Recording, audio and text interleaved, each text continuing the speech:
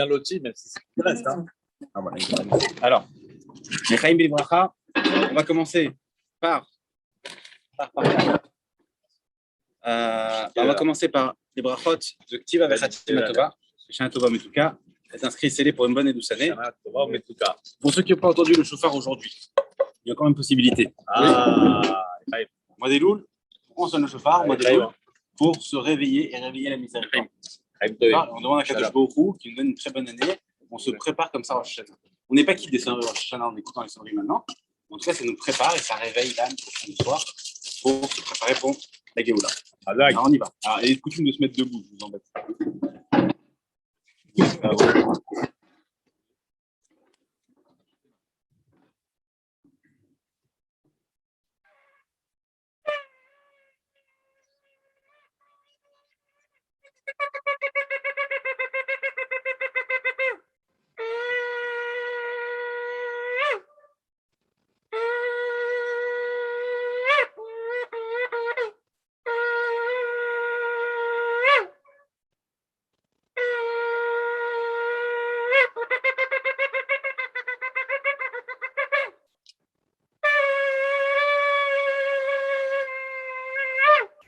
Shana Tova Metuka. Alors, on y va. On va commencer le cours de Géoula, le cours avec des Hashem Mashiach à la fin du cours. Amen. Pourquoi pas au début Mashiach avec Pourquoi pas au début Pourquoi pas au début Il est chaud. Attends, je vais tourner la caméra. Alors, début à la fin. Voilà, c'est lui qui a dit. Non, que le début. Dans le premier ordre. Que le début. Sans fin. Début sans fin. Parce que la fin, il débute quelque chose. On va en faire là, je suis chaud là. c'est Grosse journée là.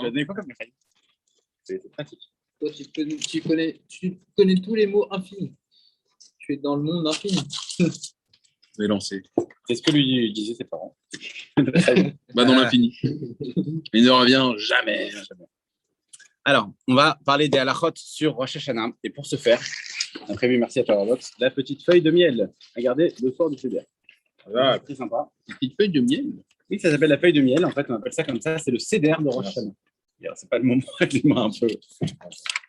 J'aurais dû les plastifier. Voilà.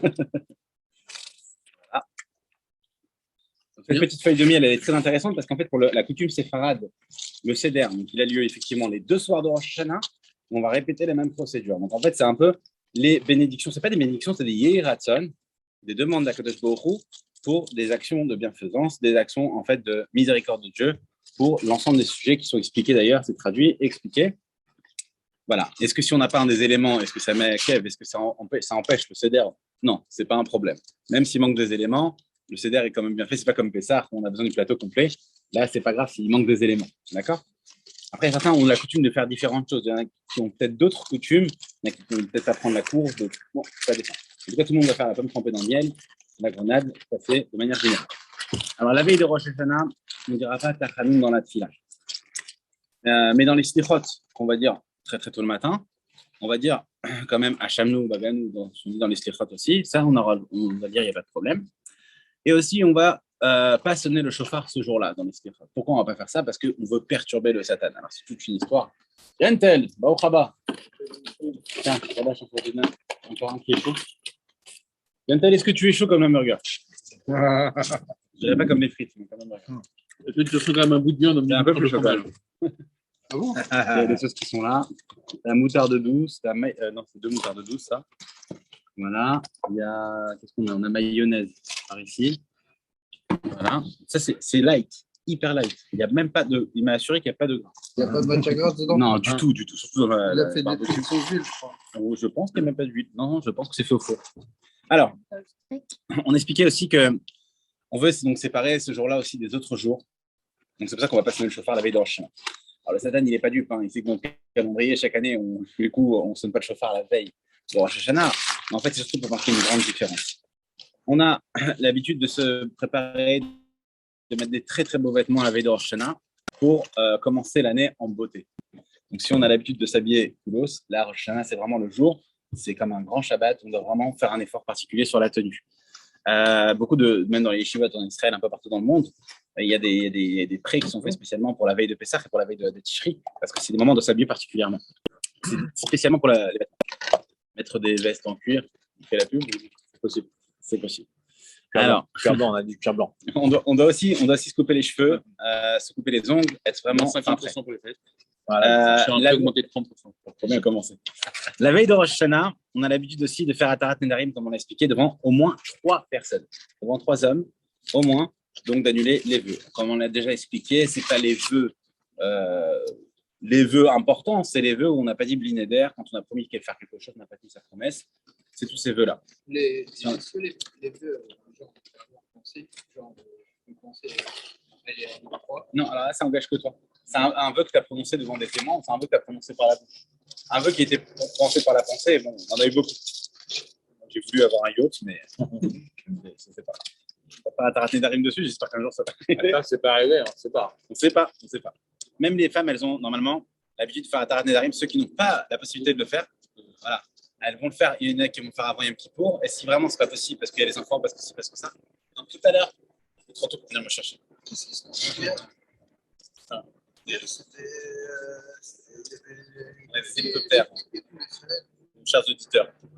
Alors, les femmes, en fait, il faut savoir qu'il y a aussi une possibilité de faire un super Atarat Nedarim qui ne remplacera pas le Atarat Nedarim que nous on va faire à Vaïd Rosh Hashanah.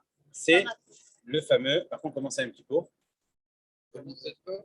Qu'est-ce qu'on va faire à la veille de Yom Kippour? Qu'est-ce qu'on va faire? Le Kol Nidre. Le Kol Nidre, c'est le méga Atarat Nedarim. Alors, c'est aussi, pour une femme qui n'a pas pu écouter, c'est bien de venir à l'école livrée, donc la veille au soir de Yom Kippour, pour écouter ce fameux Atarat Nedarim. Donc là, on commence déjà dès maintenant, même si c'est dans 2 semaines, 3 semaines Rosh Hashanah, on fait dès maintenant, parce qu'en fait, on va essayer de faire tout ticherie. Chaque année, on a un problème, c'est qu'à chaque fois, on enchaîne Rosh Hashanah, mais on n'a pas le temps de faire bien Sukkot. On fait un peu Kippour, on n'a pas le temps de faire bien Sukkot. Donc là, on va essayer de faire tout à la fois, et surtout qu'à Sukkot, c'est vraiment des lois magnifiques aussi. Mais on va essayer d'apprendre beaucoup de choses. Alors, s'il y a une possibilité, même si cette année c'est un peu difficile avec le Covid, d'aller dans certains mikvaot, même pour les hommes, d'aller se tremper avant Shana pour bien commencer l'année. Comme on sait que le mikvé c'est comparé comme une nouvelle naissance, comme le fœtus qui se trouve dans le ventre de sa mère, qui est immergé dans les eaux, et ben c'est un peu la même chose. Aussi, la veille de, donc on arrive maintenant à la fête de Rosh Hashanah. Bien sûr, on va se souhaiter tous Shana Tova, Tikatel et Tichatem, soit inscrits et scellés pour une bonne et douce année. Surtout inscrits, parce que scellés, ça sera un petit peu. La veille de Rosh Hashanah, les femmes vont allumer les bougies. S'il n'y a pas de femme, ce sera l'homme qui va le faire. Et vont prononcer la brachot, Baruch Ata Hashem Lekolam, Asher Kishon Mitzavesenu, Leadlik Ner Shel Yom Tov. Voilà. Et aussi la bracha, il y en a qui font la bracha, Leadlik Shel Yom Azikaron. On va un petit peu. Il y en a qui font comme ça. D'accord? Et aussi la bracha de Shechianu. La bracha de Shechianu, on va essayer de mettre un fruit nouveau sur la table. Déjà, au moment où elles vont allumer, elles vont voir le fruit sur la table. Même sans le consommer, on fait la bracha Shechianu. Shechianu n'est pas sur une consommation. Shechianu est sur la vision. Donc, quand on voit quelque chose de très classe, ben, tout à fait neuf, on fait Shechianu. La première nuit de la fête, alors on allume les bougies avant la shkia, avant le coucher du soleil. Et si on n'a pas fait, parce qu'on a eu un problème, on s'est arrivé dans des cas comme ça, c'est pas, on va dire les choses à peu près les khatrila. Imaginez-vous que quelqu'un rentre trop tard chez lui, il n'a pas pu allumer, est-ce qu'il pourra allumer? Oui, il va avoir un voisin qui est juif, et il va lui prendre, voilà, écoute, j'ai pas allumé, je prends sur ta veilleuse la bougie et j'allume après mes bougies. Bon, ça, on peut faire parce que c'est pas comme Shabbat. Shabbat, une fois que l'heure est passée, tu peux plus allumer. Yom Tov, tu as toujours une possibilité de le faire, même si c'est pas. Non, cette année, ça tombe, je crois, mardi et mercredi. Non, Rosh Hashanah, c'est beaucoup plus tôt. Rosh Hashanah, c'est, je crois, le 7 septembre. Ouais, 7 septembre. Ouais. C'est ce soir. Voilà. Et une fois, il y avait une histoire extraordinaire. Il y avait un élève qui est venu voir le tzaddik, le Maguid de Mezrich. C'est un élève, pardon, du Maguid de Mezrich. Il a rencontré un ami dans la rue. Il a dit comme ça. Son ami, il a dit Achi, Maïm Averot Shelan. Qu'est-ce qui va se passer avec nos Averot? C'est Rosh Hashanah.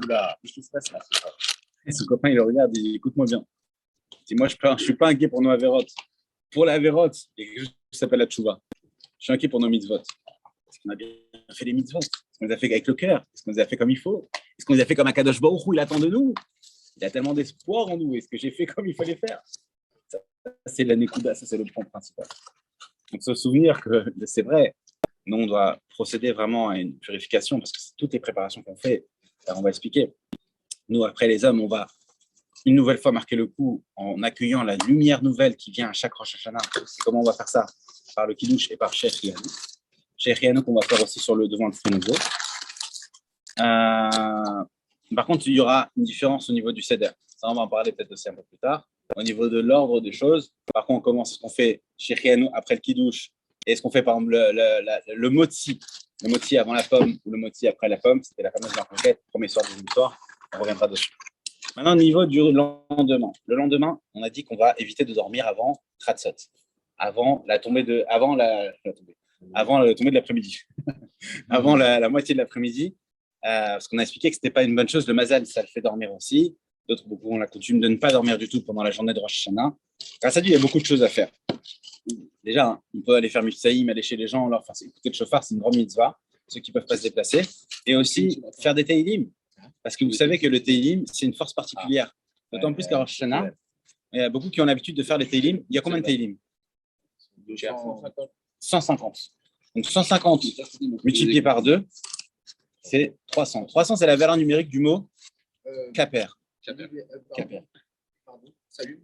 Exactement. Pardon, l'expiation. Le pardon. La kapara. Donc ça, c'est quelque chose de particulier et quelque chose de merveilleux.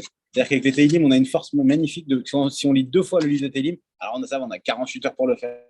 Et si on n'a pas fini, on peut finir un peu plus tard, c'est pas grave. Et l'idée, c'est de dire, je commence à Rosh Hashanah, je vais essayer de faire un maximum de Teilim.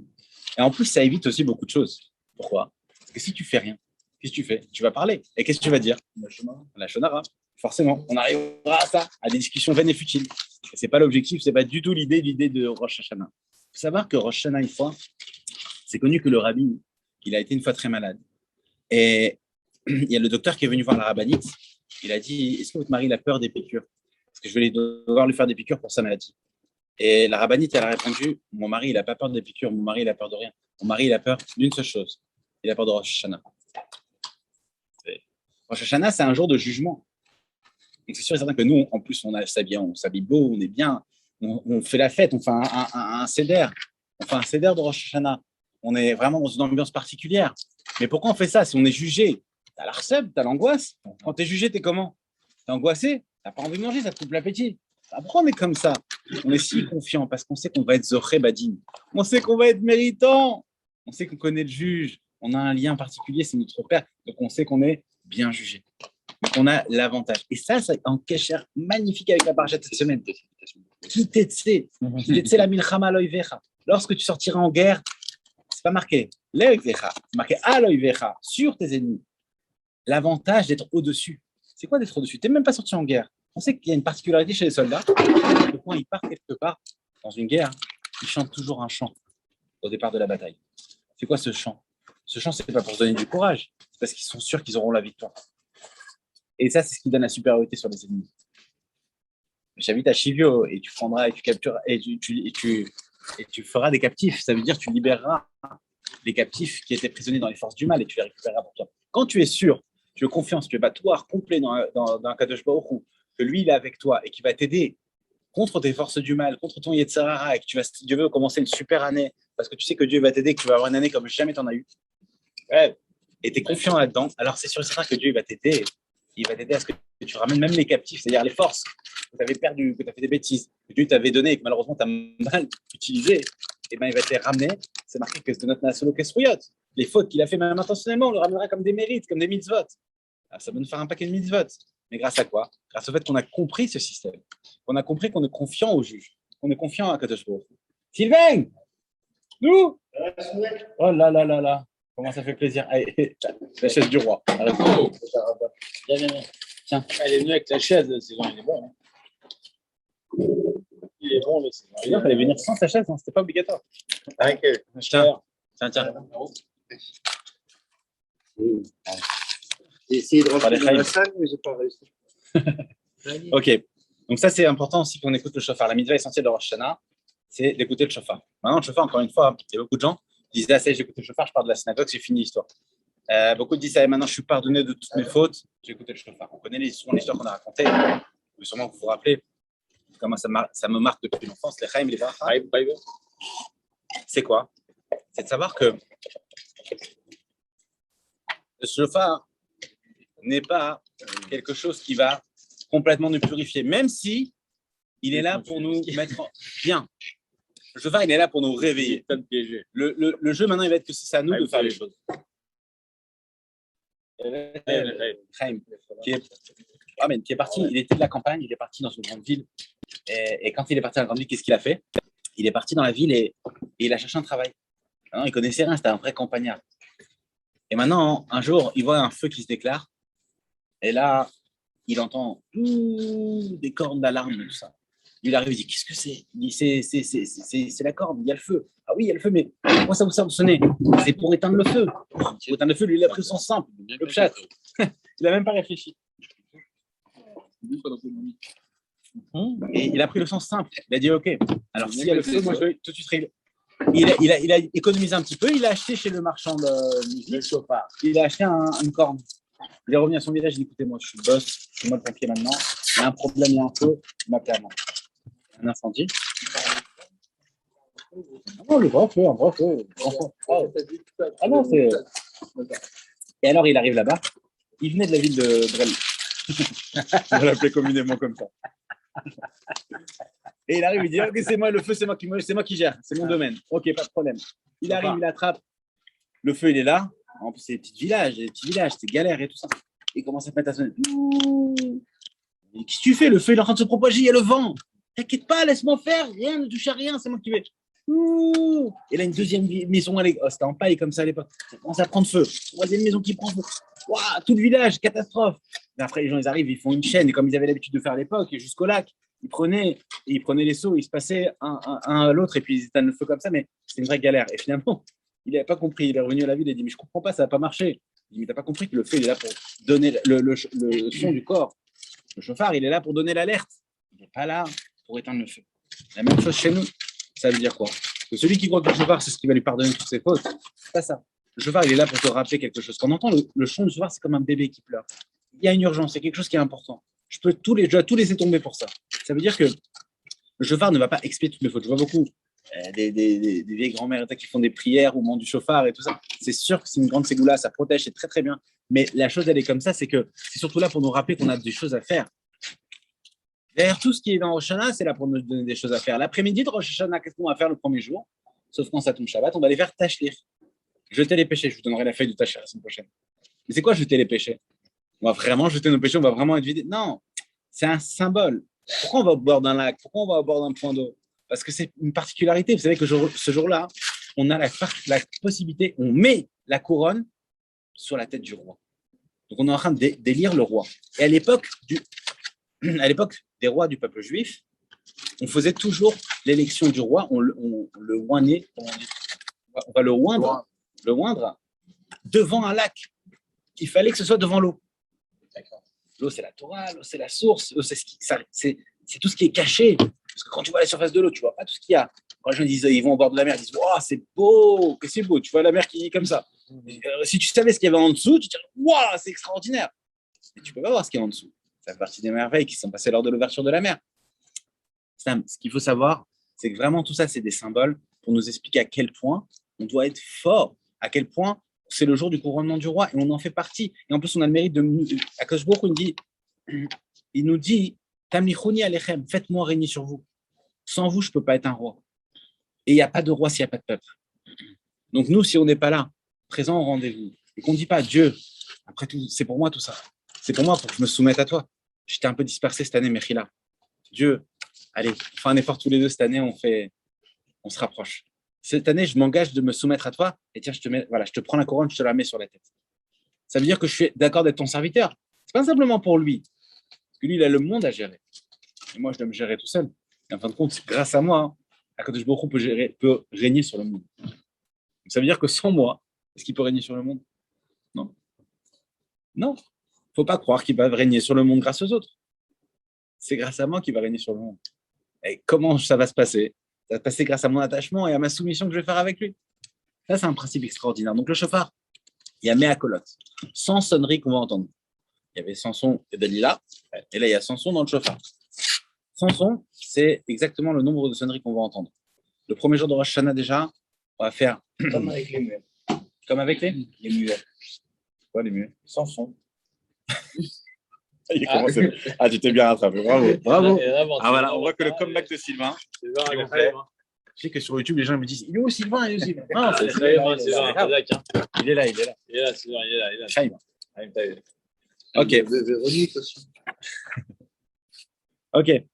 Ça, une fois, il y avait comme ça le Baal Shem Tov, il a demandé si c'est vraiment l'intention. Vraiment l'intention. Les gens, ils disent, je dois apprendre beaucoup de choses, machin, en Shana. Non, l'idée, c'est surtout d'aller avec le cœur. Il y avait un élève qui s'appelait Rav Ziv Kotzitz. C'était l'élève du Baal Shem Tov. Et Baal Shem Tov, il a dit, c'est toi qui vas sonner le chauffard dans la synagogue du Baal Shem Tov pendant Rosh Hashanah. Ah là là, le coup de pression, de folie. Il a une responsabilité magnifique. C'est à lui de sonner le chauffard. C'est une folie. Il a dit, OK, bon, je vais sonner le chauffard, mais ça ne va pas être évident. Il a pris des notes. Bon, Non alors, il a pris des notes. Il s'est tout noté. Il a regardé le Sefer du Harizal. Et chaque kavana, c'est une clé qui permet de rentrer dans les portes célestes. Il a noté tout sur un petit papier. Et le jour de truc, il a mis dans sa poche truc. Et comme ça, on peut porter. Il a baigné la synagogue avec son petit papier. Au moment de son chauffard, il enlève le drap sur le chauffard. Et il prend sa petite note comme ça pour avoir son anti-sèche. Et il cherche. Il n'a plus. Il a perdu la note. Il a l'angoisse. Il ne sait plus quoi faire. Il a perdu la note, c'est quelque chose de dramatique. Rasera total. Et il se met à pleurer. Et les gens dans la synagogue, ils disent nous, allez, oh. Jean, finis ta Rosh Hashanah, on va manger à quelle heure là? Tu nous fais finir à 2 heures, déjà, je vais manger à 16 heures. Voilà, il commence à sonner, mais en même temps, il pleure. Et après la prière, première chose qu'il fait, parce qu'il ne pouvait pas, après, il fonce chez Baal Shem Tov, il dit pardon. Je dis pourquoi pardon? Il dit pardon, qu'est-ce qu'il y a? Il dit c'est de ma faute. Quoi? À cause de moi, on va avoir une mauvaise année. Mais pourquoi tu dis ça? Il dit parce que j'ai pas fait. J'avais marqué toutes les cavanotes, toutes les intentions qu'il fallait mettre dans les sonneries. Chaque sonnerie, je savais que c'était correspondant à un son qui fait partie du Yud Kevavke, que ça correspondait. Mais j'ai perdu ma veille. Il dit qu'est-ce que tu as fait alors? Il dit mais j'ai pleuré. Bah, je te dire, rassure-toi. Sache que ce que tu as fait, c'était là. J'ai jamais entendu un chauffard aussi beau. Sache que le cœur brisé. Le cœur brisé, c'est le passe-partout. Le cœur brisé, c'est ce qui peut défoncer toutes les portes là où il n'y a pas besoin. Il n'y a pas besoin de la clé. Tu as le truc qui te permet de défoncer, le bélier qui te permet d'enfoncer toutes les portes. Et c'est ce que tu as fait en pleurant. Exactement. Donc ça, c'est vraiment pour nous rappeler qu'en Shana, c'est aussi essentiellement le cœur. Mettre tout son cœur, toute sa force dans la compréhension du fait que c'est la tête de l'année. Et la tête, c'est ce qui dirige tous les membres du corps. Si je fais un bon Rosh Hashanah, j'aurai une année merveilleuse. Et ça, c'est le sens de tout ce qu'on veut dire. C'est 48 heures où je suis braqué par les caméras. C'est 48 heures où je dois me préoccuper particulièrement de remplir ce monde de bien. C'est 48 heures où je dois faire hyper attention d'être au top. On n'est plus dans les coulisses. On est sur scène pendant 48 heures. Tout le monde nous regarde. Le monde entier, il a les yeux braqués sur nous parce qu'on a la responsabilité de mettre la couronne sur la tête de Dieu. Et comment est-ce que je fais ça bien? En montrant à Dieu que 48 heures dans l'année, sur 365 jours, je l'ai fait magnifique. Et ça, en prenant conscience de ça, on va arriver peut-être avec la crainte à Rosh Hashanah. Parce qu'on va se dire, 48 heures, c'est du jugement quand même. Mais on sait que par la simra, par la joie, ce que Dieu nous demande de faire, le festin, et tout ça, eh ben, on va se réjouir. Et on va savoir que Akadosh Baruch Hu va nous permettre d'être Zoré Badin, d'être méritant dans le jugement et d'avoir vraiment une situation merveilleuse. Amen. Donc ça, c'est au niveau de Rosh Hashanah. Donc on va aller bien sûr faire Tachlir, qu'on a expliqué un petit peu. Ok. Après, on va parler des 10 jours de Tchouva qui suivent Rosh Hashanah. D'ailleurs, c'est même dans Rosh Hashanah. Par contre, il n'y a que 7 jours entre Rosh Hashanah et Yom Kippour. Mais les 10 jours de Tchouva, ça comprend et Rosh Hashanah et Yom Kippour. Ça fait partie des Aseret Yemei Tchouva. On va chanter à Vinu Malkenu. Ah oui, jusqu'au 10. Jusqu'au 10 inclus. Ça sera les 10 jours de pénitence où on va vraiment faire un effort sur soi-même. Alors, c'est vrai que là, maintenant, on rentre dans une période où la semaine prochaine, ça sera Chai Elul, le 18 Elul, qui est la naissance du Baal Shem Tov et le Moazaken. Et aussi, c'est un jour particulier des deux luminaires. Et on dit qu'à partir du 18, eh bien, il va rester exactement combien de jours avant Rosh Hashanah? 12. Et ça correspond à être réparé chaque mois de l'année. Chaque jour, depuis le 18 Elul, ça va me permettre de réparer. C'est 18, on est combien aujourd'hui? On est le. Aujourd'hui, on est le 11. 11 Elul. Ce soir, le 12 déjà. Ouais. Une semaine pile poil. Donc, on doit faire attention de réparer chaque jour un mois. C'est-à-dire, si on sait que le comportement, on doit réfléchir. En fait, c'est un petit travail à faire soi-même avant de se coucher. Exercice pratique. C'est que le soir, je me dis, attends, aujourd'hui, on est quoi? Le 18, je répare Tishri de l'année dernière. J'ai fait quoi en Tishri? Ah ouais, purée, j'ai fait ça aussi, ça se fait pas ce que je lui ai fait. Bon, allez, je demande pardon à Hachem, pardon, je demanderai pardon à lui aussi. Voilà, c'est comme ça que je répare mon moi. Je me comporte bien aussi, ça permet de réparer le moi. Aussi, le lendemain, ça va être quoi? Marcheshvan. Marcheshvan, ah, il n'y a pas de fête Marcheshvan. Qu'est-ce que j'ai fait Marcheshvan? Ah oui, mais celui-là, ah là là, je lui ai fait un petit coup, c'est pas bien ce que j'ai fait. Là, j'avais la flemme de la synagogue, après les fêtes, j'étais fatigué. Bon, allez, je vais essayer de faire un effort un peu plus cette année. Donc là, j'ai réparé mon mois de Marcheshvan. Qui se lève? Qui se lève? Bon, déjà, il va rester couché, mais il a pensé à qui se lève. Il a dit comme ça. Est-ce que j'ai fait quelque chose de bien ou de pas bien? Qui se lève? Ah, qui se lève, j'ai fait des bonnes choses, mais il y a des choses que j'ai fait pas bien. J'ai pas vraiment fait mincha tous les jours. Allez, je demande pardon à Hachem, cette année, je vais essayer de mieux faire mincha. Voilà comment on répare. Chaque jour, on est métaken, on répare la situation. Ça, c'est le principe essentiel. Je sais pas si c'est pour chaque soir, pour le moment, on avait. Ouais, il y a une semaine aussi. Il y a une semaine, lundi, Exactement. mardi, mercredi. Ça, c'est pendant les 10 jours de Tchouva. Voilà. Et après ça, on a encore la semaine de Sukkot. On a la semaine de Sukkot où on peut réparer par la simcha. C'est encore autre chose. Ça, c'est pas les mois qu'on répare. Pendant la semaine, c'est les jours. C'est-à-dire que pendant les jours de pénitence depuis Rosh Hashanah, on va pouvoir faire en sorte de quoi? Ça veut dire qu'il y aura en fait chaque jour, le vendredi, on va réparer tous les vendredis de l'année. Le samedi, on va réparer tous les samedis de l'année. Le dimanche, donc on a toujours des possibilités. Le Dieu, il est trop bon avec nous. Il donne plein de possibilités de réparer. Ça, c'est magnifique. Et du coup, on répare les mois. On répare les mois, c'est à partir de 18 Elul. 18 Elul, c'est pour réparer Tishri. Jusqu'à Rosh Hashanah, en fait. Ça fait du 18 au 30. Ouais. Ah oui, ok. Elul, ça fait 12. Et il y a 12 mois. Alors, une petite question, pas juste parce qu'on rentre toujours dans une halakha aussi un peu différente. Les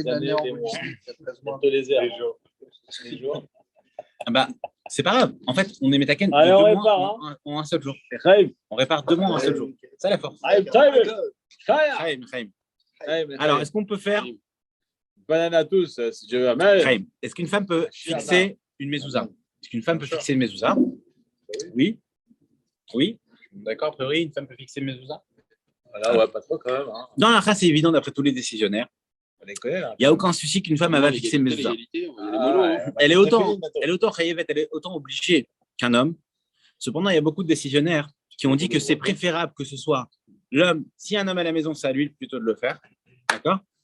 Mais si elle vit seule, ou alors qu'il n'y a pas de possibilité qu'un homme vienne, etc., alors dans ce cas-là, il n'y a aucun souci que c'est elle qui accroche la mezouza. On peut mettre les téfilines, je Parce qu'il est plus réel des mitzvot que la femme. Il a plus d'obligations. Les mitzvot, il y a beaucoup de femmes. Les femmes n'ont pas l'obligation des mitzvot qui dépendent du temps.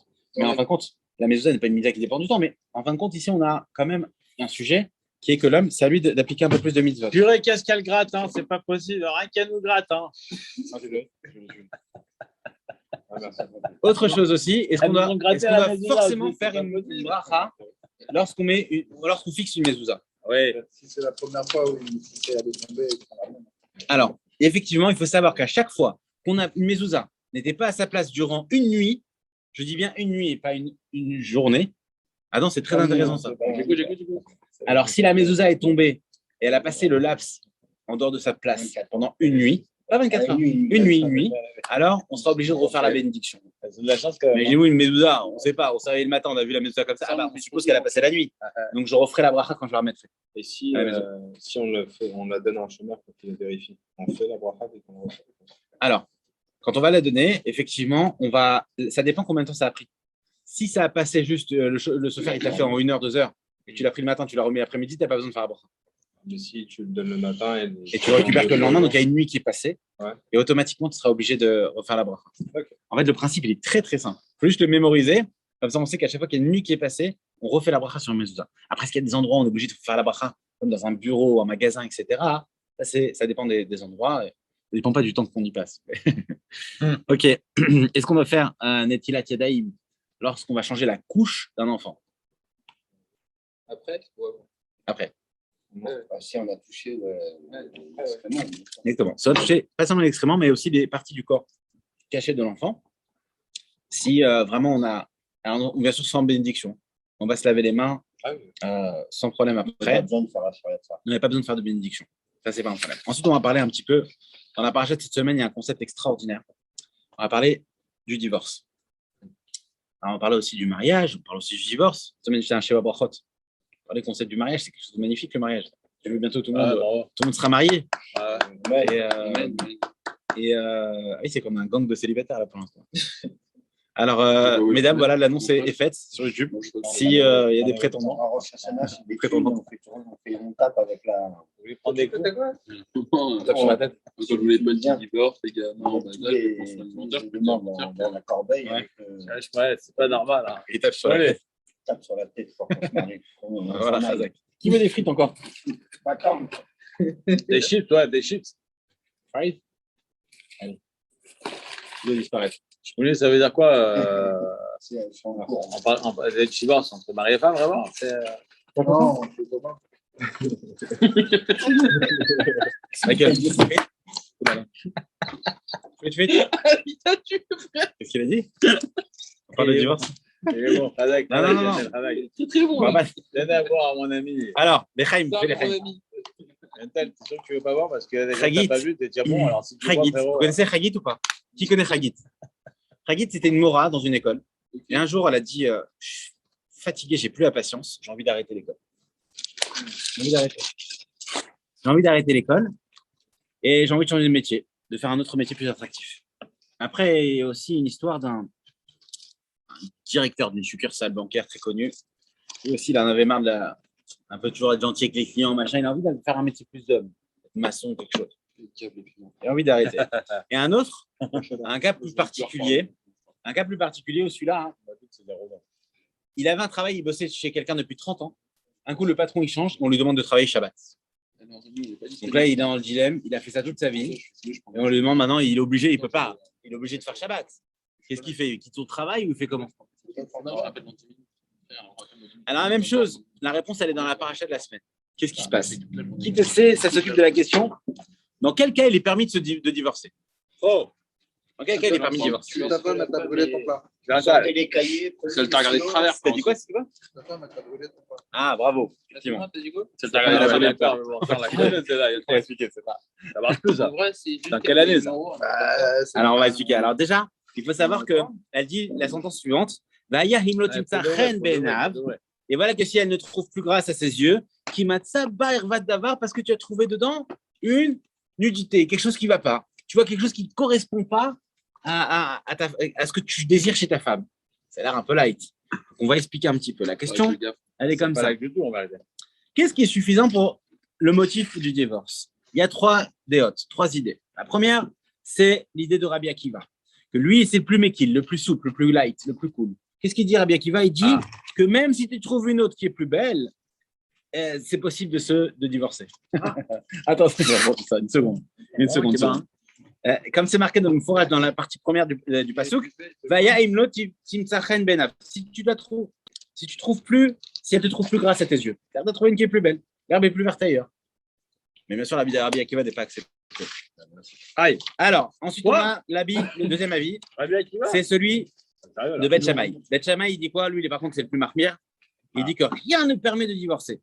Le seul cas où il y a une possibilité de divorcer, c'est quoi? C'est si on trouve Matzah Ba'ervat Davar, la suite du verset qui dit tu trouves quelque chose qui ne va pas bien. Elle ne se comporte pas très bien. Elle se comporte mal. Et donc, là, c'est le motif de divorce. Et la tromperie, par exemple. Bah, c'est un motif de tromperie, un motif de divorce. Ah, ok. Oui, dans ces cas-là, oui. Non, mais c'est plusieurs ça tromperies que tu parles, c'est pas la tromperie. Birklal, de manière Non, générale, en oui. général, Enfin, ouais.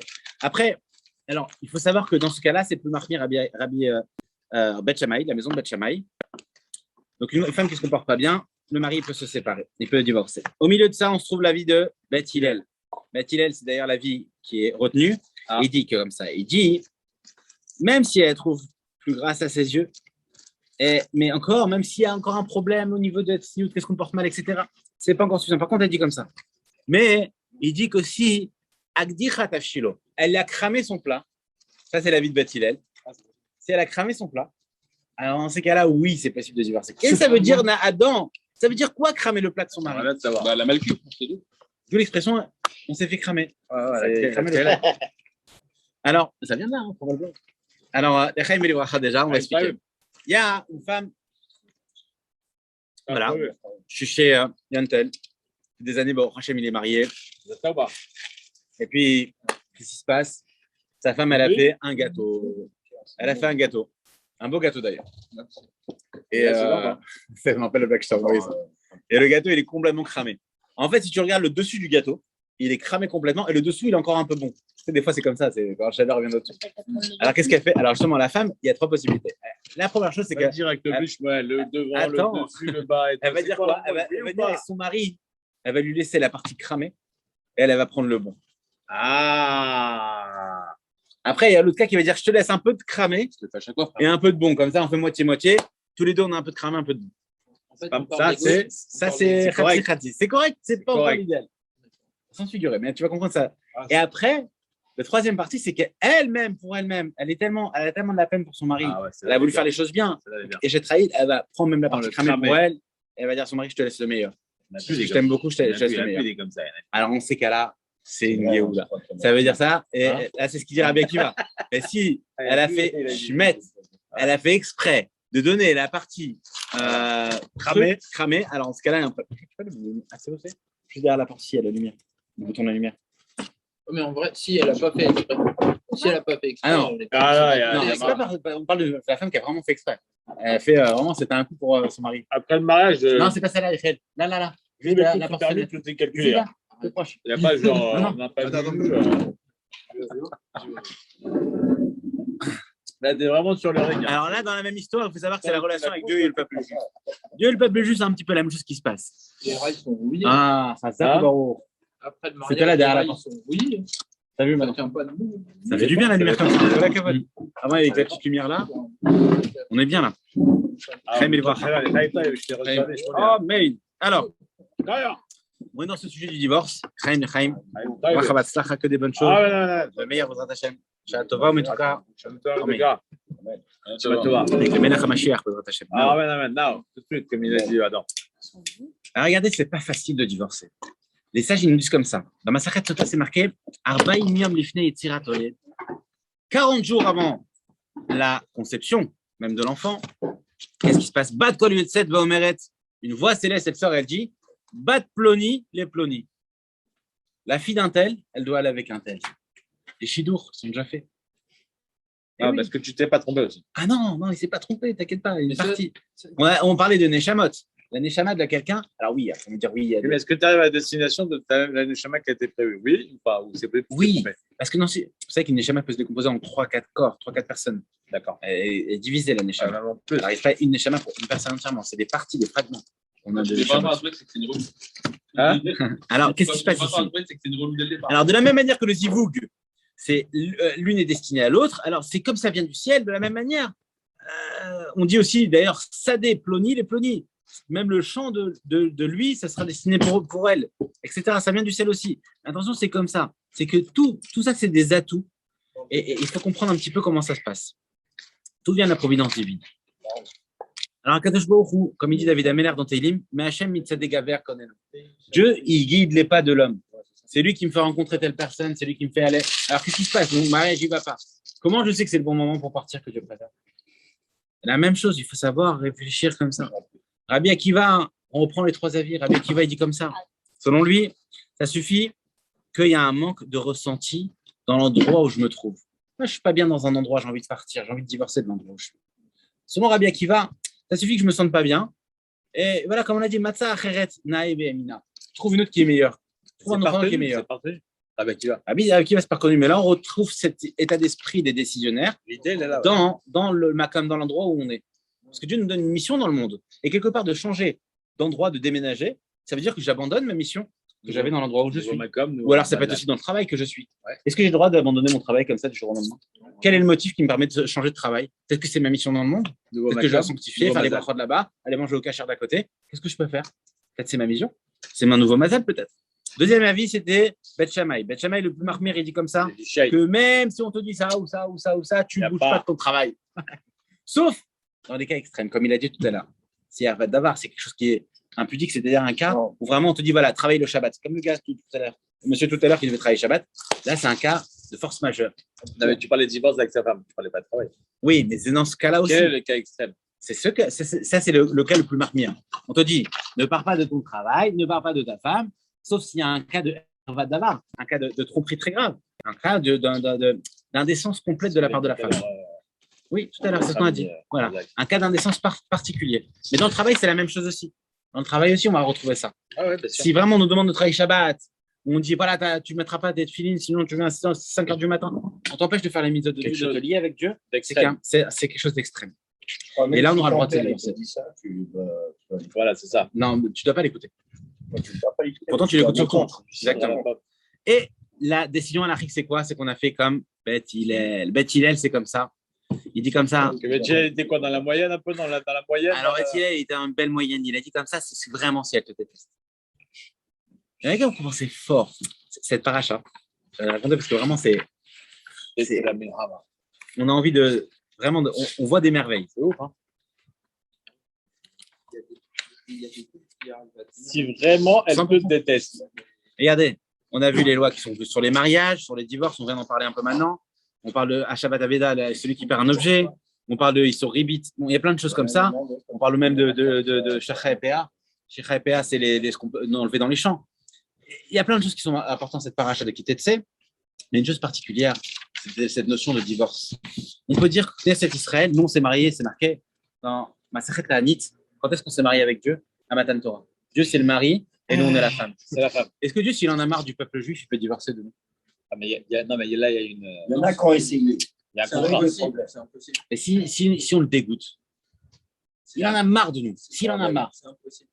pourquoi Par ça contre, peut? Parce qu'en vrai, on gardera par rapport à nos ancêtres ou par rapport aux. Ah, des mérites. des mérites. Ok, des mérites. Mais il Ah, en a. mais elle peut- Oui, mais écoute, Ah, mais elle peut ma dire- femme, elle peut être super gentille, Voilà. mais elle fait plein de bêtises. Je veux pas dire à sa grand-mère, elle était super.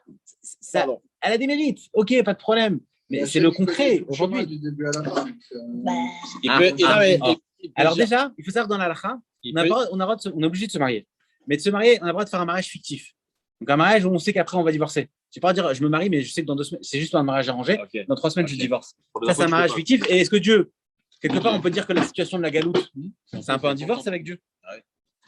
Dieu nous a envoyés en exil, ça veut dire qu'on a divorcé? Tu as le droit de tester. Mais il n'a pas le droit. Non, il n'a pas le droit de divorcer de nous. Même en galoute, on n'est pas en fin de compte divorcé de Dieu. Il peut dire comme Rabbi Akiva. Que Rabbi Akiva, elle a Mais dit- des fois, on a cramé le plat 50 000 fois pour Hachem. c'est quoi la Combien de fois on a- réponse? Pas divorcé. On n'est pas divorcé. En fin de compte, même en exil, on n'est pas divorcé. Simplement, il y a un jeu de cache-cache. Dieu veut qu'on le trouve dans ce qui est caché. C'est pour ça que le peuple juif, on ne voit pas Dieu, on ne ressent pas Dieu comme à l'époque du Beth Amikdash. Et pour autant, malgré tout, on fait quand même les mitzvot. Ok, c'est vrai que si on voyait Dieu clairement en dessous de nous, on ne ferait même pas les avérotes du tout. Et si on était vraiment divorcé? Alors justement, on n'est pas. Et ça, c'est grâce à qui? Ouais, mais Grâce donc, à c'est- donc, un c'est- grand monsieur dans la halakha. Qui c'était? Rabbeinu Gershon. Qui connaît Rabbeinu Gershon? Le petit-fils de Rachid. Alors, ouais, exactement. Rabbeinu Gershon, un personnage particulier. Peut-être tu rapproches pas. Il est là, il est là, il est là. Il se chauffe, il se chauffe. Vous savez que nous, on doit se rapprocher. Anil et Dodili, c'est le mois de cette année, on doit se rapprocher de Dieu. Mais là, on parle de divorce. Rabbeinu Gershon, il a fait des takanot. Il a fait des. C'est lui qui a décidé qu'on devait plus se marier avec 2 femmes. C'est lui qui a fait le pacte. Pour les Juifs d'Europe. Quoi Il veut plus qu'on se marie. Ils vivent en Europe. On ne se marie plus avec plusieurs femmes. Il a vu les galères. Déjà, C'était à l'époque, lui, il a dit frappe. il n'y avait même pas la carte bleue encore, mais on a commencé directement à dire on ne marie plus avec 2 femmes. C'est lui qui a bloqué le contrat. C'est lui qui a bloqué le contrat. Et dans le cas où c'est la femme de ton frère décédé. Ah, ça, c'est- aujourd'hui, ouais. Ça, il n'y aurait pas de problème. On a la mitzvah même de se marier. Et si on ne peut pas, on fera le Ce serait une seconde femme. Dans le cas où ce serait une seconde femme. est-ce que ce serait Non, alors c'est possible? ta 2e femme, c'est pas ta seconde femme. Seconde femme, c'est-à-dire qu'il y en a une et l'autre à côté. Ah oui, oui, d'accord. oui. Alors justement, regardez comment il fait. Rabbeinu Gershon nous dit comme ça. Akadosh Baruch Hu, il ne peut pas se divorcer de nous de manière générale parce que c'est grâce à cette halakha-là. La première halakha de Rabbeinu Gershon, c'est que un sourd, les Une gavers, femme. un sourd, pour un homme, les traten de se marier imshte nashim avec 2 femmes. D'accord. Deuxième halakha qu'il a fait, c'est qu'à gever ena yachol legaresh et ishto bal kocha. Il ne peut pas divorcer de sa femme contre son gré. Contre le gré de madame. Ah, ok. Elle veut pas. Allez, on divorce. Non, je veux pas. Non, je peux pas. Non, je peux pas. Elle veut pas, je peux pas. Il faut qu'elle veuille. Non, mais sans Hachem et nous, réellement. Sans nous et Hachem. parce que Alors nous, maintenant, c'est la femme. ça c'est dans la relation birchlal, de manière générale. Ah non, c'est pour tous, c'est pour les hommes ça. D'ailleurs, je crois que la loi Et française. ça s'applique pour Hachem aussi. Hachem, il applique les mitzvot qu'il nous demande d'appliquer. Mais on- Ça veut dire que si elle veut pas, c'est chlet. Je crois pas. Alors regarde l'histoire. Histoire de ouf. Regarde l'histoire. Qu'est-ce que tu fais? C'est tout. Quoi? Non. Il y a quoi, des Keblo? Alors justement, si elle veut pas, Baal Kocha, c'est contre son gré. Alors c'est pour ça que d'ailleurs, Rabbeinu Gershon s'appelait comment? Meor Agola, le luminaire de l'exil. C'est quoi ce luminaire de l'exil? Ça veut dire que Rabbeinu Gershon, il était celui qui nous a sauvés complètement. Parce que Dieu, il pourrait se dire, attends, ce peuple-là, franchement, Pas saoulé. Laisse tomber. Je peux pas. Je vais prendre un autre. Ah, tu peux pas, Hachem? Tu peux pas. Il y a marqué, Rabbeinu Gershon, il a dit on ne peut pas te marier avec deux femmes. Tu ne peux pas prendre un autre peuple avec nous. C'est fini. Tu es obligé de nous aimer que nous. Depuis le don de la Torah, tu es obligé de nous aimer que nous. Ah oui. Tout le monde. Mais un amour particulier pour nous. Ah, tu respectes ce qu'il y a marqué dans la Halakha. Il y a marqué qu'il ne faut pas se marier avec deux femmes. Donc Dieu, tu ne peux pas te marier avec deux peuples. Donc tu es obligé de nous aimer qu'à nous. Sgoula Mikol Amim. Je vous serai un précieux de parmi tous les peuples. Après, il y a la deuxième takana. Tu viens nous sauver aussi. C'est quoi? Contre son gré. Est-ce que le peuple juif, il a envie de se séparer de Dieu? Non. Tant qu'on ne veut pas, bah, Dieu reste avec nous. Alors, elle est belle l'histoire ou pas? Ça veut dire qu'on reste marié avec Hachem, avec Akadosh Baruch Hu. De cette manière-là, chacun doit comprendre à quel point Hachem, il est vraiment, vraiment proche de nous. Que nous, si on comprend que malheureusement, dans une situation d'un travail, une situation d'un endroit, on sent que le seul moyen qu'on puisse, d'après Beth Hillel, partir de l'endroit, c'est si on n'a pas de réussite. Le plat qui est cramé, c'est quoi, Mickaël? Ça veut dire qu'il n'y a pas de réussite dans l'endroit. Le plat, il n'est pas réussi. Ça veut dire que. Il n'y a plus de bazal, il n'y a plus de bracha, il n'y a plus rien. Il n'y a plus rien. Ça veut dire que si tu sens que tu n'as pas réussi et que tu as fait tous les efforts, parce qu'il ne faut pas faire le mytho, il ne faut pas dire. Pourquoi, même quand tu vas au consistoire, tu veux divorcer, tu te dis attends, monsieur, reviens, pas tout de suite là. Tu reviens dans un mois, 2 mois, on va parler, on va faire d'abord des conciliations, on va tout essayer. Si vraiment on voit qu'il n'y a pas. Et parce que c'est ça le principe. Le principe, il est que d'abord, et si vraiment tu sais qu'il n'y a pas de bracha, que dans un autre endroit, tu auras vraiment une bracha, alors dans ce cas-là, oui, tu auras l'autorisation d'après Beth Hillel de te séparer de l'endroit, de te séparer de ton travail, de te séparer de tout. Mais ce n'est pas si facile que ça.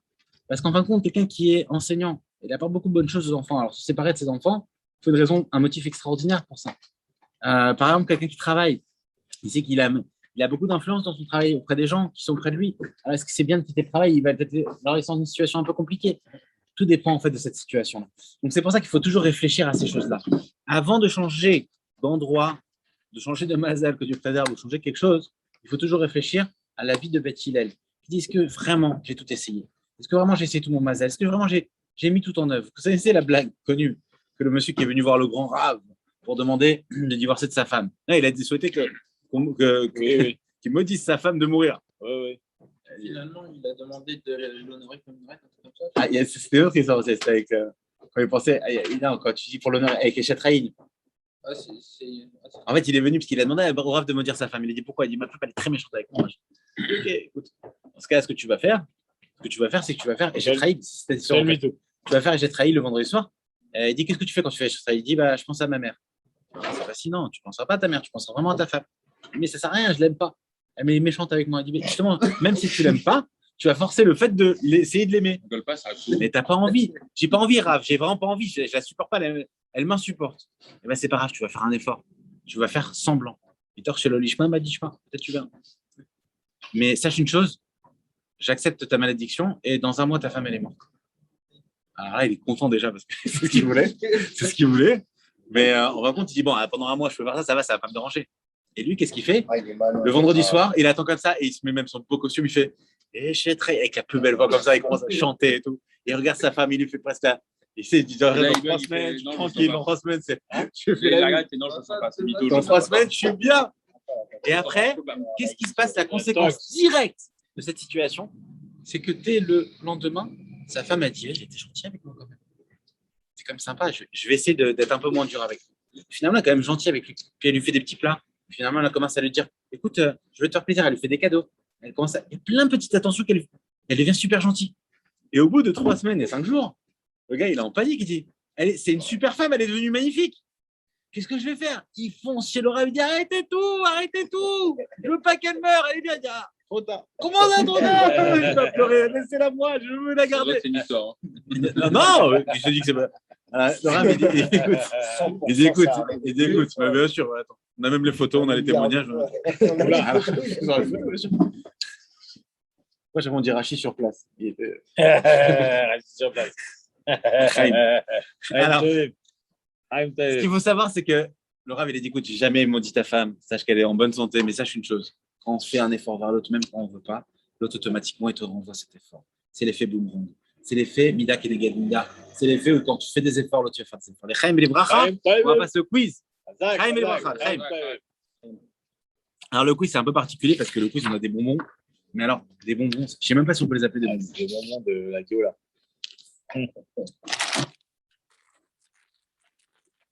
Le bonbon de l'artillerie, C'est des bonbons, attention. C'est du lourd. Oh là! Ça, c'est une bouteille de champagne à côté, ça. Je sais même pas si tu as dit là. Exactement. Moi, je les mettais sous coffre. Je l'ai sorti pour l'occasion. Alors, où est-ce qu'il est le quiz? C'est pas envolé lui aussi? Alors, j'avais un quiz à la base. Et il est parti, ce qui s'est sauvé. La Lui, poudre, c'est la lui. poudre. Ok. Alors, on y va. Est-ce que tu es prêt? Oui. Sylvain, tu es prêt à distribuer? Alors, n'est pas la Malaisie. Attention, il y a un deuxième paquet. C'est vraiment pour les choses. Cette année, c'est encore une année encore embêtante avec le Covid, le variant Delta. Je beaucoup donne la foi chez les mains Amen. à Rav Pinto Amen. et à tout le peuple juif. Exact, exact, Que des exact, bonnes nouvelles de exact. Hashem. Amen. Amen. Est-ce que cette année, on doit mettre un masque pour sonner le chauffard? Il est pas là, moi je sais. C'est la Je sais. Ça va être compliqué, frérot. Un masque, t'as dit Un masque pour sonner le chauffard. Non. Non. Ça dépend où est-ce qu'on est. Ouais, c'est quoi, Sur le chauffard. On doit prendre le sien, je pense. Quand on sonne le chauffard, on doit juste s'éloigner un petit peu des gens comme nous on fait d'habitude, parce qu'on va pas leur sonner dans les oreilles non plus. Mais, mais non, on n'est pas obligé de. On n'est pas obligé. Sinon, on peut mettre les 2 euros. Ça aussi, ça va. Si on a des croûtes sur les doigts, au point que ça rend Netilat Yadayim même douloureux, et que j'ai l'impression que ça m'empêche même de cicatriser, de me laver les mains à chaque fois, rebouiller à chaque fois, combien de fois il faut se laver les mains par jour, est-ce qu'il y a des exceptions? Est-ce que je peux ne pas faire Netilat Yadayim? Avec du sable. Et du sel? Du sable. Oui, C'est le plafond. du vinaigre un peu. Non, mais si t'as pas d'eau, tu peux faire avec. Avec un arbre. Ah oui, non mais ça c'est pour Achariat ça. Netilat Yadayim c'est encore une autre chose. C'est vraiment versé pour manger du pain, hein, je parle Netilat Yadayim. C'est une question de santé. Alors question de santé, quelle est la meilleure solution? Je sais pas, mais Se laver les mains. pas se couper.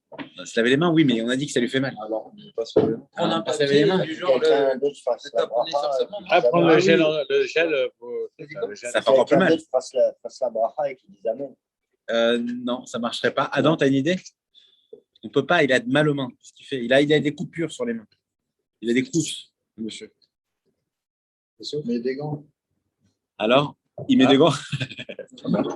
Non, tout simplement, s'il a une possibilité de mettre des pansements, c'est le mieux à faire. Et sinon, il peut se laver les mains, sauf l'endroit en question. Des fois, tu peux faire attention, tu verses. Oui. L'idéal, c'est de mettre un pansement, comme ça, tu n'as pas de souci. Ok. Après, voilà, c'est juste ce qui arrive aussi. Est-ce qu'il vaut mieux dire le schéma après l'heure limite ou ne pas le dire du tout? Après, Ou alors ne pas le dire du tout? Il faut le dire quand même. Même si je rentre à 5 h du matin, j'étais dans un grand cours de Torah avec une boule à facettes et des jeux de lumière.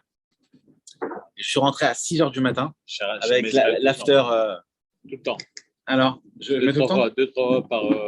Exactement. Même si je rentre, il fait déjà jour, limite, je fais mon schéma Israël.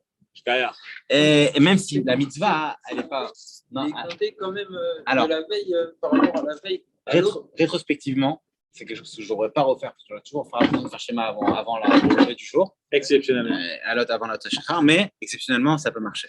Et même la mida, je crois, quand tu as Même pour le travail aussi. la mida d'Arvit.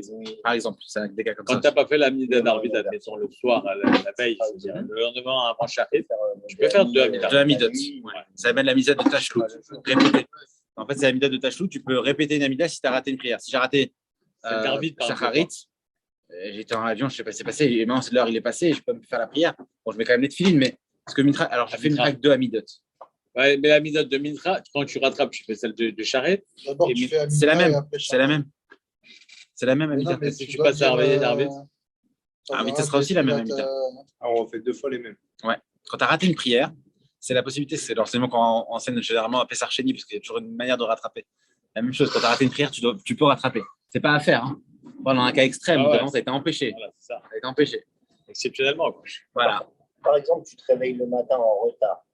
Tu fais ton modéami, tu n'as pas le temps de faire ton 4 machin. Les Birchot HaShachar, t'as pas fait Voilà, les jusqu'à Birchot. quelle heure tu peux la faire? Techniquement, jusqu'à avant ça, tu pourrais faire les bénédictions du matin. Après, si tu ne les as pas fait, tu peux les faire encore dans la journée. Mais on part toujours du principe où tu vas dire le meilleur, le bien, le moins bien, mais c'est passable. Tu vois, c'est comme ça que ça marche les heures dans la journée. C'est bien calme. Ouais, c'est pour ça. Donc après, il y en a qui vont faire même très tard le soir, mais parce que tu veux pas rater la mise non plus. Tu comprends, mais est-ce que c'est américain? Par contre, si c'est la nuit, tu ne pourras plus faire les bénédictions du matin. Là, c'est un laps de temps qui est passé. Ok, maintenant dans la même chose. Quelqu'un qui écoute le chauffard Rosh Hashanah, mais il écoute sur CD. Est-ce que la mitzvah est la même? Non. Et c'est beaucoup mieux. Il a mis le sono à fond. Ah, il a vibré. Même la maison, les murs, ils ont. Pause. Ah, le chauffeur, bah oui, mais c'est pas. Non, c'est sûr. Même j'ai mis la minuterie sur la sono. Ah oui, oui, alors oui, alors oui. Ça dépend de ta sono, frère. Moi, je ne suis pas sono, je peux. Sur du booze, oui. Voilà, tu vois. Voilà. Samsung, tu peux vite fait. Vite fait. Par contre, tout ce qui est Lidl, Mark Lidl, Tu vois. Alors, la réponse, elle est qu'on n'a pas le droit. On n'a pas le droit parce qu'il y a une déformation. En fin de compte, même si c'est le meilleure qualité de son possible, c'est pas la voie humaine. C'est pas directement sorti du chauffard. J'imagine que oui. J'imagine que c'est très bon. Mais en tout cas, ça passe par l'intermédiaire. Je veux même te dire, même par téléphone, ça ne marcherait pas. Alors que c'est en direct, en live. Pourquoi ça ne marcherait pas par téléphone? Bah oui, comme les mises autres, quand tu fais. Stam, il y a eu les questions. Les gens encore, ils ont posé la question pour le CDR de Pessah. Mais encore, pour le CDR de Pessah, il y en a qui ont posé la question l'année dernière, mais aussi pour le chauffard. Ça ne marche pas. On ne peut pas les rendre toutes comme ça. Tu peux te distribuer. Hein. Je pense que tout le monde est mérite. Même comme la Megillah aussi à Purim, Shmuel. La Megillah de Purim aussi. La Megillah, on ne peut pas l'entendre exactement la même ligne. Il y a des choses comme ça. On est obligé de faire comme la Halakha demande de faire. On ne peut pas se dire qu'on va l'écouter à la radio ou écouter comme ça. Ça ne marche pas. Il y a des choses qu'il faut être. Regarde. L'action. Le mieux est l'ennemi du bien, on parle comme ça. C'est la vérité. C'est exactement ça. Dans l'esprit, à Sukkot, si je dis, tiens, je vais faire un kiff, je vais mettre 28 espèces à la place d'en mettre 4. Parce que j'ai fait la mitzvah, je n'ai pas fait la mitzvah. À vouloir en faire trop, j'en ai pas fait du tout. Tu comprends? Quand je dis à Pessar, je ne vais pas prendre des matzot, je vais prendre des belles pitotes. C'est plat, c'est bien. Je n'ai pas fait la mitzvah, Hachem, j'ai fait le contraire. Tu comprends? Il y a des choses que tu ne veux pas. Hein. Tu es obligé de faire les choses comme Hachem te demande de faire. Alors. Une question très très sympathique. Ah ouais, la sauce dans les bonbons, je voulais. Quoi? C'est un bonbon les Chaim. C'est un bonbon les Chaim, il est obligé. Il va pas finir l'année. Chaim avec le bonbon. Comme Nathan, il ne fait pas les Chaim, je dis avec le bonbon, il va faire les Chaim. Oh! D'ailleurs, il faut doucement la descendre. Il a fini avec la bouteille. On montrait, mais la bouteille de Nathan. Ok. Est-ce qu'on a le droit de mettre un spray déodorant? Pardon, est-ce qu'on a le droit de mettre un déodorant Bechla et un petit pot? Non. Pendant Shabbat, Yom Kippour. Ça dépend qui. ça dépend si t'es. Ça dépend. Alors, ça dépend déjà qu'est-ce que c'est comme déodorant. Tu veux le regard. Est-ce que c'est un spray ou est-ce que c'est habit? Habit, c'est interdit, c'est comme étaler une crème. C'est interdit. Non, pas. Il faut que ça Maintenant, il y a certains qui permettent de spray s'il est sans odeur. Il y en a des sans alcool, sans odeur. Il y a du déo. Pas sur le t-shirt, sur la peau, directement. Et si tu sais que c'est une journée très chaude. Et le Shabbat, c'est sur le vêtement. Vaut mieux pas. Non, jamais sur le vêtement. Toujours sur la peau. Pas sur le vêtement. De manière générale, on ne fait jamais sur le parfum et le déo, c'est pareil les deux. Non, c'est le déo. Le parfum, on peut mettre aussi, mais sur la peau de toute façon. De toute façon, ce sera toujours sur la peau. On va éviter de mettre sur le vêtement. Ça brûle, mais enfin, on va éviter. Je me rappelle plus c'est lequel. Ok.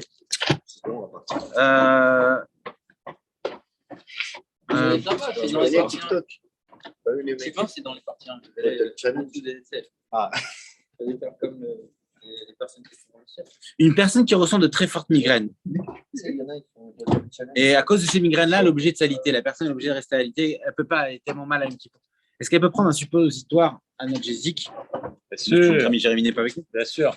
Au moment à Kippour pendant les migraines. Bien sûr. Cause des migraines. Oui. Tout le monde est d'accord? Oui. Effectivement. Sans problème. Elle peut prendre des analgésiques. Sans aucun problème. Exactement. Est-ce que c'est obligé de consommer du poulet pour la veille de Yom Kippour? Oh, pas mal. C'est une tradition. Oh, non, c'est pas une obligation. Pas Yom Kippour. C'est pas une obligation. Pas une obligation? Pas une obligation. Obligation. Coutume. La caparotte, oui, on est. Peut-être c'est un minacle. N'oublie pas qu'aussi on a la coutume de faire lier avec le poulet. Ah, une omelette, non? Les caparottes. Non, les caparottes déjà. Omelette au poulet, non, mais on peut essayer de voir. Non, c'est surtout les caparottes en fait qu'on fait la veille de Kippour. Oui. En général, on peut le faire 2-3 jours avant si on n'a pas pu le faire avec. Mais c'est les caparottes, c'est soit avec de l'argent, soit avec le coq. On peut Donc, faire les c'est- caparottes sur un autre animal. Ça marche pas. La halakha, elle a fixé que ce soit le poulet. C'est vraiment sur le poulet. Alors, c'est sûr qu'on a que se dire, bon, attends, tu vas faire manger le poulet. Ah bah c'est Ah bah, c'est pour ça, nos bah, pauvres. On va faire sur un bœuf, faire des steaks. Pourquoi le poulet? Moi, ça tourne. Bah, pourquoi le poulet? Parce qu'en fait, ouais, effectivement, en fait, c'était une coutume qui était faite depuis l'époque, effectivement. Et ça reste de toute façon une coutume. Hein, c'est pas la guerre. Encore une fois, ça fait partie comme le tachir des simanim. Des bons. C'est des bons augures. Et encore une fois, le poulet, normalement, on le mange pas, c'est pour le donner aux pauvres. D'accord? Maintenant, Ah, d'accord. le repas qui précède la fête, ça a un caractère de repas de fête. Et on doit le manger normalement avec viande, avec vin. Donc c'est vrai que normalement, c'est comme un repas de fête. D'ailleurs, mieux que ça. Celui qui mange bien des repas, il y en a qui prennent 7 repas avec de petits pots, il est considéré comme s'il avait fait combien de jours de jeûne? 14. Oui, c'est 12. Combien de jours? Comme si qu'il avait fait 2 jours de fête jeûne. Faut prendre 7 Parce repas. qu'on a mangé. Parce qu'on a mangé. La Torah te considère comme si tu as fait 2 jours de jeûne. Frère, vaut mieux fractionner dans ce cas-là. De quoi Sker. Si tu manges bien la veille de Yom Kippour, donc en préparation à Yom Kippour, bien sûr, tu es considéré double. comme si tu avais fait 2 jours de jeûne. La veille de Rosh Double Hashanah. bonus. Non, alors En même temps, c'est le jeûne. il n'y a pas de jeûne. Non, il n'y a pas de problème, c'est sûr. Jeune de Guadalajara. Ah, effectivement, l'usage de manger de la viande de poulet la veille de Kippour, c'est lié à la coutume des caparottes. On achetait les poulets et leur valeur était offerte aux pauvres. Et c'est une façon de faire la tzedaka, mais il n'y a pas de mise en soi de manger du poulet. Après, c'est ça qu'ils disent aussi, le poulet va moins assécher que la viande rouge. Ça dépend Ça dépend des cuissons. Ouais, mais ça dépend des cuissons, ça dépend des choses. Ok. Le lendemain de Tishri. Question très urgente, c'est quelqu'un qui a une cystite, que je préserve, qui s'est aggravée, et il doit prendre des antibiotiques pendant 10 jours. Pendant les jours, il y a Yom Kippour. Qu'est-ce qu'il doit faire? Est-ce qu'il peut prendre ses antibiotiques pendant Yom Kippour? Oui. Ou est-ce qu'il ne peut pas? Ah oui, les médocs. Alors, tout médicament qui n'est pas pris, qui peut entraîner des complications s'ils n'ont pas été pris, d'accord? Alors, ça représente un danger potentiel. Jeudi, Que Dieu préserve. Jeudi. Donc, dans ces cas-là, 9 septembre. donc c'est mercredi soir et jeudi. Et donc, ça sera à prendre. Alors, on prendra évidemment le médicament, on va le prendre sans eau. On va le prendre sans eau. Si vraiment on n'a pas la possibilité, qu'est-ce qu'on va prendre pour prendre de l'eau? On va pas prendre de l'eau normale. Pendant qu'il faut, on va prendre déjà une cuillère à soupe. Hein, moins d'une cuillère à soupe. On va prendre de l'eau. Pas de l'eau. Alors, j'avais dit de l'eau salée à l'époque, mais c'est pas bien parce qu'il y a un problème, c'est qu'ils ont trop dosé le sel. Du coup, ils se retrouvent avec une catastrophe. Ça, c'est pas. Faut pas apprécier l'eau en fait. L'idée, c'est de prendre un sachet de thé. Oui, un sachet de thé. C'est le plus normal. Sachet de thé, on fait ça aussi pour les jours de jeûne classiques. Un sachet de thé qui est déjà utilisé. Et en fait, quand le sachet de thé, quand il est déjà utilisé, une première fois, deuxième fois, et ben après, ce sachet de thé que tu as laissé sur le côté, tu vas tremper un petit peu dans l'eau. Ça va te rendre l'eau pas tellement agréable, sans être non plus asséchant, comme le sel. De l'eau salée, ça aurait été une galère. J'avais fait une année, j'avais dit, non, c'était pas vrai, j'avais dit à quelqu'un de le faire une année, et la personne, elle avait eu. Il fallait pas qu'on vous dise 2 kilos de sel. 3 dialyses. J'ai été lui rendre visite à l'hôpital récemment. Il va très bien. Mais c'est pas mal l'intraveineuse. non, c'est pas évident. Les marins, quand Est-ce qu'on peut considérer ils avaient plus un médicament comme la mer? Ah non, frère. Comme Et une ils farine. mouraient, Parce qu'en Ah ouais, fait, direct. le médicament, ça on l'écrase. Ça Ah. devient comme si c'était. Oui, après, non, mais le médicament, c'est pas considéré comme un aliment parce que c'est pas une source de plaisir. Il y a pas, le principe, c'est juste. Alors maintenant, c'est considéré comme un aliment, oui, quand c'est pas nécessaire. T'as pas le droit de dire je prends mes médicaments exprès qui je j'ai pas le choix de les prendre. Et en fait, tu as le choix de les prendre ou pas. Donc, si tu te sens bien, il n'y a pas d'usage de prendre un médicament. Pas de souci pour s'alimenter. C'est vraiment si tu te sens pas bien. Mais si, par exemple, tu rencontres une personne qui se sent bien et qui te demande un médicament comme ça, le gars, il le prend. Il a fait une faute, il a fait une erreur. Non, si lui, il avait besoin de prendre le médicament, il n'a pas fait de S'il n'avait pas besoin de l'inverse. Après, c'est lui et HM, mais concrètement, on évitera de prendre un médicament si on n'a pas l'utilité. C'est comme tout. Ça veut dire, c'est vrai que c'est une consommation. Ah, il y a beaucoup de gens comme ça à Yom Kippour. Ils prennent des Doliprane pour se soulager la conscience, ils prennent un suppôt. Je ne mange pas. C'est un Juste suppôt. pour te dire, Mais C'est la conscience, mais c'est. c'est un peu particulier. Mais après, il faut savoir qu'ils n'ont même pas ressenti Yom Kippour. que même dès le matin, comme on dit, à l'asbar, oui, c'est bien. Eh bien, dès le petit déjeuner comme ça, même son petit déjeuner, il commence à prendre directement le Doliprane. Pourquoi tu te sens pas bien? Non, mais je sais que je vais me sentir pas bien. Abusé. Non, mais la veille, tu peux la veille. Hein, si tu commences à te sentir pas bien, que tu as des faiblesses, Après manger le jeûne, tu peux. Après manger la première soudate. La veille. ah, la veille, il n'y a pas de Tu peux problème. prendre On un parle de. Doliprane, T'es dans le même qui porte, t'es dans le jeûne. Non, mais ceux qui passent comme ça à l'avant, Ah je oui, dois ils peuvent avoir. manger avant, mais bon, Doliprane, c'est l'effet 6 heures. Donc, c'est comme ça. Tu vois, c'est déjà, Jérémy nous aurait servi ce soir. Ça dépend comment tu changes le truc. Ouais, exactement. En tout cas, Bezrat Hashem, on va pas penser à tous ces soucis parce que si Dieu veut, il n'y aura pas le jeûne. Ça sera avec Mashiach, à Yerushalayim. oui. Alors, les Chaim et chacun il est une Shana Tova, en tout cas. Bonne et douce année. On rappelle que si on dit douce, c'est qu'on veut la douceur du miel sans la piqûre de l'abeille, sans qu'on ressente les effets négatifs. On veut qu'Hachem nous montre un bien, comme le rabbi dit souvent, un tov, un irrévaniglé, un bien visible et tangible, c'est-à-dire un bien qu'on arrive à reconnaître. Dieu, il nous fait souvent du bien, mais on n'arrive pas à voir que c'est du bien. Dieu nous fait des tovot. Et pour nous, on l'a pas vu comme une tova, on a trouvé comme c'était normal. Une fois, je me suis réveillé le matin, j'ai pas dit merci à Dieu, je sais que c'est normal de me réveiller le matin. Une fois, je me suis désaltéré avec un verre d'eau, j'ai pas dit merci à Dieu parce que c'est normal quand tu bois de l'eau, bah, ça te désaltère. Je normalise les choses. Faut pas normaliser. Un juif, il doit trouver que tout est merveilleux, tout est extraordinaire. Et c'est comme ça. À force de t'émerveiller de tout, tu seras un homme heureux. Shabbat shalom. Plein de force. Aïe, aïe, aïe, aïe.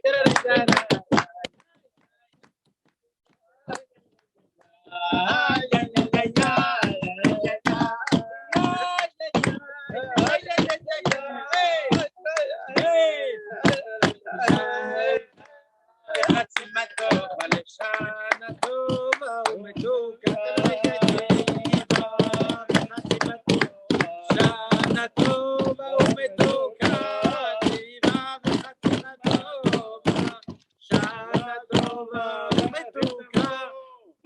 Messieurs, ce n'est pas fini. Le moment que vous attendez tous. Alors, il nous a. Ok, c'est pas grave, il y en a d'autres. Il nous a passé quelques semaines. On n'a pas pu, malheureusement, filmer la blague. Mais on veut finir l'année en beauté. Il nous reste peu de temps pour se réjouir de la blague de Sylvain. Salut Sylvain. C'est comme comment on appelle deux hommes qui s'aiment beaucoup au Liban. C'est des homosexuels. Bon, ok. Bon, elle passe. Une petite blague cachère. Une blague cachère. Oui, si tu en as plein.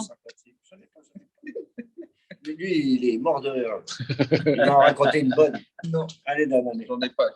Vous êtes sûr Sylvain, la prochaine, tu sais Non, qu'il tu reste restes à là-dessus, Sylvain. Reprends une ancienne. Une ancienne. On finit pas là-dessus.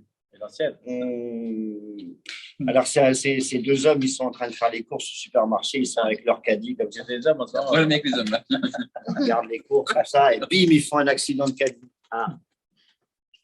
Ah ben, tu peux pas regarder. Il dit, mais si, je regarde, je cherche ma femme. Il dit, ah, moi aussi, j'ai perdu ma femme, je la cherche. Il dit, ah bon, comment elle est ta femme?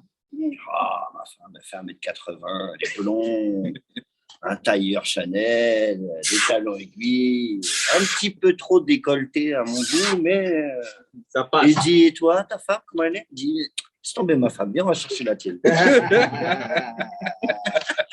Bon, allez, des bonnes nouvelles. Shabbat Shalom Razak, Sylvain. La semaine prochaine, Sylvain va nous préparer aussi une bonne liste qu'on se réjouisse parce que tout devra se faire par la joie. Tout. Même on va être sûr, comme on l'a dit, la joie elle brise les limites, les barrières, elle brise tout, la joie. La joie, c'est ce qui emmène à la Géoula. Vraiment ce qu'on expliquait tout à l'heure, se réjouir qu'on est Baruch Hashem, on aura une super année. Que Baruch Hashem, on aura que des brachot. On sera, si tu veux, on va annoncer plein de mariages ici, plein de bonnes nouvelles. Chaim, le Chaim, le Cher Nao, Razak Baruch. Shkaya.